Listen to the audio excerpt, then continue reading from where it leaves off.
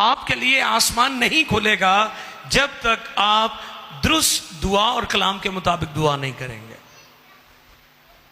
आज का जो हवाला है, आयत मुकद्दसा है, जो तिलावत है, वो हबकूक नबी का सहीफा है पुराने अहदनामा में। आए देखें, हबकूक नबी की मार्फत खुदा का कलाम, दूसरे बाब की पहली आयत मुकद्दसा।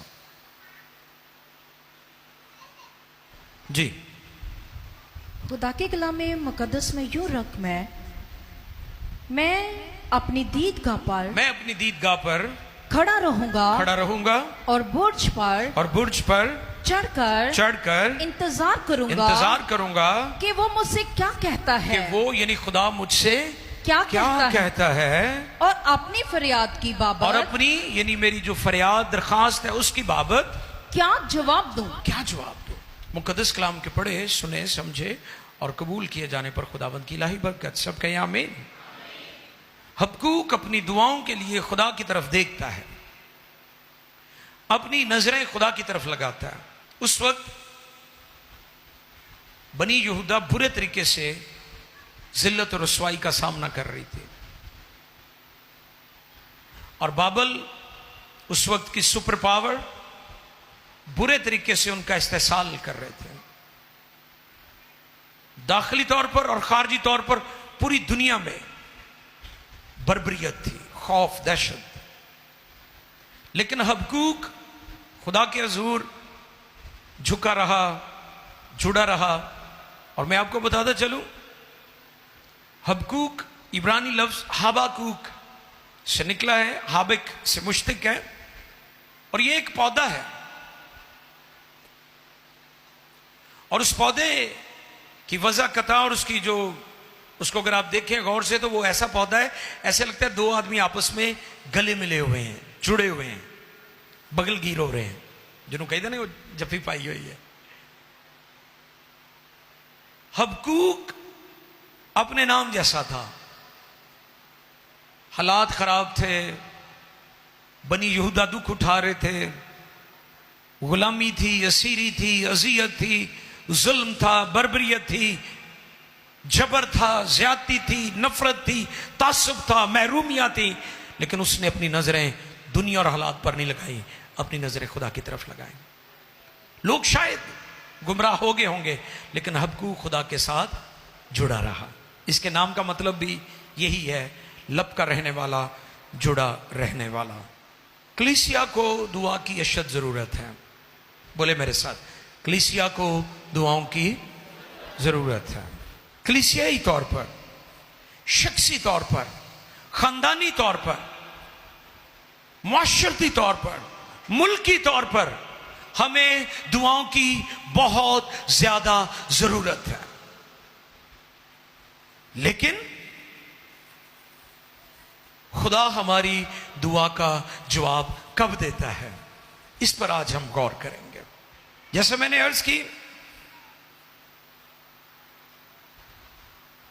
कि दुआ का पासवर्ड सिर्फ यीशु मसीह है। हालेलुया।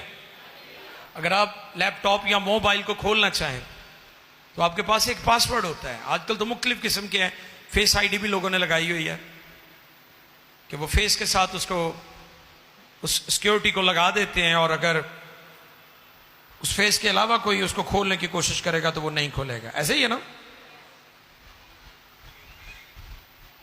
कई लोगों ने पैटर्न लगाया हुआ है, और कई लोगों ने बड़ा मुश्किल सा पासवर्ड लगाया होता है।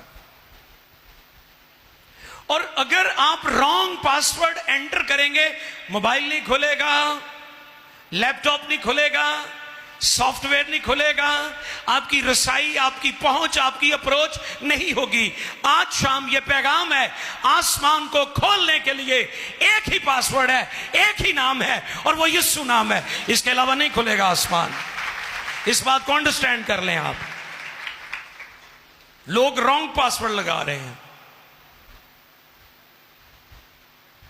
हम तमाम बाइबल मुकद्दस की अजीम हस्तियों का दिल से और पूरा पूरा एहतराम करते हैं, जो कुछ खुदा का कलाम हमें सिखाता है।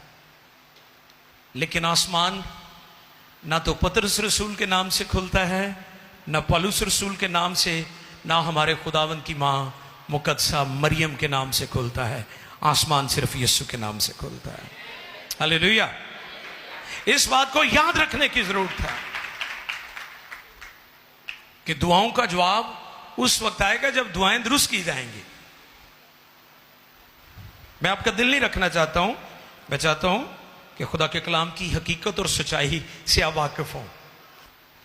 दुनिया का कोई पास्टर भी पासवर्ड नहीं है।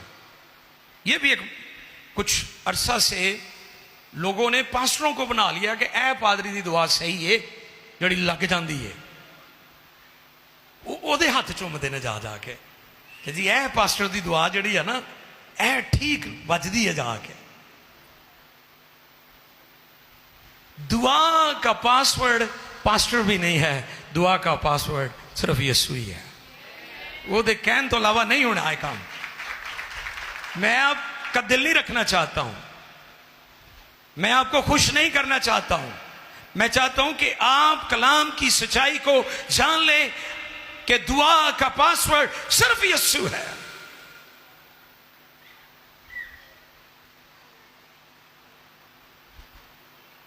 मुझे अफसोस होता है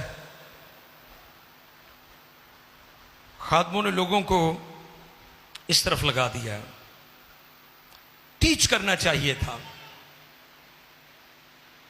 कलीसिया को दुआ करने वाली कलीसिया बनाने की जरूरत है।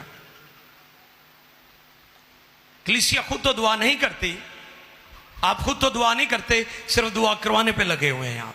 ठीक है, उसका भी एक हिस्सा है, पोर्शन है उसका एक, उसकी बाकायदा बाइबल में टीचिंग मौजूद है, हम बिलीव करते हैं।